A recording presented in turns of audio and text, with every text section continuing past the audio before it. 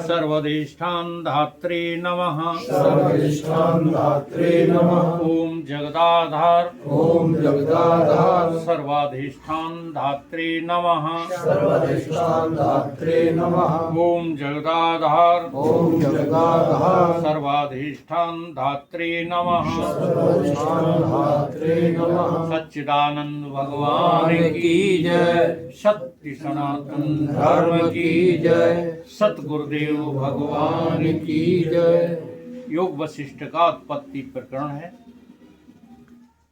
और 9वां सर्ग चल रहा है।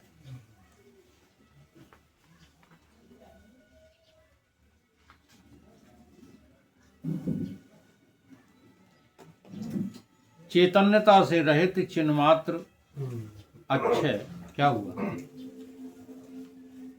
कुछ गड़बड़ हो गया? तो उसमें लगे हैं। चैतन्यता से रहित चिन्मात्र अक्षय सुषुप्ति रूप है। उसको जो तुरी कहता है वह ज्ञेय ज्ञानवान से गम्य है। चैतन्यता से रहित यानी कि चिदाभास से रहित। ये जगत जो है आभास भाष्य है। इसका अर्थ समझ में आता है? चेतन जो तुम्हारी आत्मा है, जो चेतन तत्व है, उस चेतन ने आज तक जगत को देखा ही नहीं, तो प्रकाश से क्या करेगा? जो आप कहते हो ना चौपाई, जगत प्रकाश से प्रकाशक रामू। तो ये जो प्रकाशक है उसने आज तक जगत देखा ही नहीं, तो प्रकाशित किसे करेगा? तो ये क्या समझाना चाहते हैं वशिष्ठ जी? वशिष्ठ जी समझाना चाहते हैं कि जगत को प्रकाशित करने के लिए जैसे सूर्य जब जो है आपको प्रकाश देता है तो उसको किरणों की आवश्यकता पड़ती है। सूर्य डायरेक्ट किसी को प्रकाशित नहीं करता, किरणों के द्वारा यहाँ पृथ्वी पर सूर्य प्रकाशित होता है कि नहीं? अब वो किरणें किसकी हैं? आप कहते हो कि आज जो है धूप तेज लग रही है, सूर्य तप रहे, कहते हो कि नहीं? तो किरणों के द्वारा जो है धूप तेज लग रही है, न कि जो है सूर्य तप रहे हैं। इसी को कहते हैं आत्मा के द्वारा ये जगत जो है प्रकाश से नहीं है, आत्मा भास के द्वारा, चिदाभास के द्वारा ये जगत जो है प्रकाशित हो रहा है। तो चेतन की जो चैतन्यता है उससे रहित हो जाओ। तुम इसी चैतन्यता का अभिमान, वो भी साथ में देह को लेकर के कहते हो हमने ऐसा किया, हम ये हैं, हम वो हैं। तो वशिष्ठ जी कहते हैं कि चैतन्यता से रहित चिन्मात्र कैसा है? अक्षय है, वो कम ज्यादा नहीं होता। जैसे शरीर का क्षय हो जाता है, वासनाओं का क्षय हो जाता है, मन का क्षय हो अहंकार का क्षय हो जाता है, सबका क्षय हो जाता है। ऐसे ही तुझ चेतन का कभी क्षय, तू तो अक्षय मात्र है। और कैसा है? कई सुसुप्ति रूप है, उदाहरण दे दिया। सुसुप्ति में जो है तू है कि नहीं है? अब ये फैसला कब होगा? सुसुप्ति में हो जाएगा? नहीं। देखो सुसुप्ति में जगत नाम की कोई चीज है ही नहीं। न स्त्री है, न पुरुष है, न आकाश है, न पाताल है, न पृथ्वी है, न सूरज है, न चंद्रमा है, न कोई नक्षत्र है, न ब्रह्मा है, न विष्णु है। कोई है? नहीं है। गुरु है, न शिष्य है, कोई नहीं है। अब फैसला करो कब? जागृत में, कि सुसुप्ति में कुछ नहीं था, तुम थे कि नहीं? तो जैसे तुम सुसुप्ति में थे तैसे ही अब हो, ये जान जाओ, बस हो गया काम। वही तुम हो,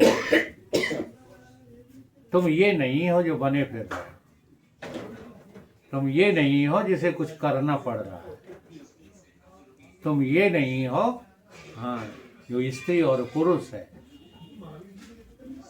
छोटा और बड़ा है, मनुष्य और गधा है, ये तुम नहीं हो।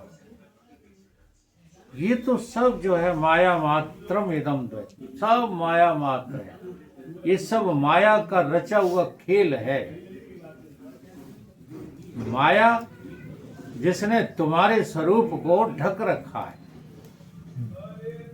हाँ? अज्ञानम आवृतम ज्ञानम, स्वरूप को ढकने वाला कौन है? अज्ञान रूपी ये माया। माया को अज्ञान क्यों कहा है?